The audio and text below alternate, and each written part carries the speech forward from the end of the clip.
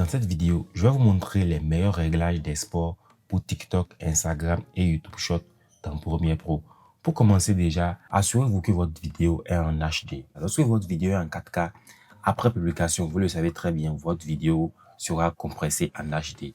Donc pour commencer, allez au menu de séquence, ensuite réglage de séquence, et là, mettez la taille de votre vidéo en 1080, en 1920. Moi, de mon côté, lorsqu'un client m'envoie sa vidéo à monter, si sa vidéo est en 4K, je l'amène en HD, donc dépendamment du format de votre vidéo. Ici, c'est un format vertical, donc vous mettez ça en 1080 et en 1920. Ensuite, vous validez et vous faites votre montage. Là, ça va permettre de diminuer un peu la taille de votre vidéo.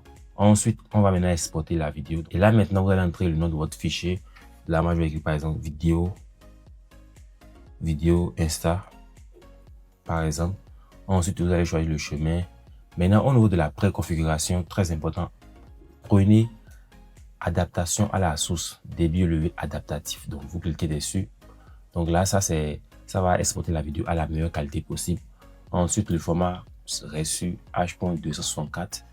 Ensuite, maintenant, vous allez cocher la case rendu à la résolution maximale et la case utiliser la qualité de rendu maximal. Une fois c'est fait, vous allez scroller vers le bas. Et le réglage très important, ce que vous allez faire ici, vous allez cliquer sur VBR2 passage. Et là maintenant, on va mettre le débit cible à 8. Ensuite, le débit maximum à 12.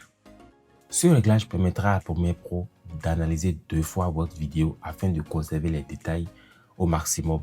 Donc ici, vous allez mettre le débit cible à 8 et le débit maximum à 12.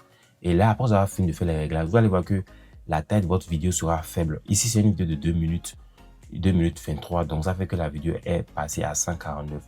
Si c'était une vidéo d'une minute, ça sera une vidéo de moins de 100 mots. Et là, facilement, votre vidéo sera digérable par l'algorithme. Ensuite, maintenant, vous allez exporter votre vidéo tout simplement. Et lors de l'export, vous allez voir qu'il sera écrit passage 1 de 2. Ensuite, ça va faire le deuxième tour. Et puis là, vous avez une vidéo clean, propre que vous pouvez exporter. Si cette vidéo vous a plu, n'hésitez pas à me lâcher un pouce bleu et on se dit à très bientôt pour une prochaine vidéo.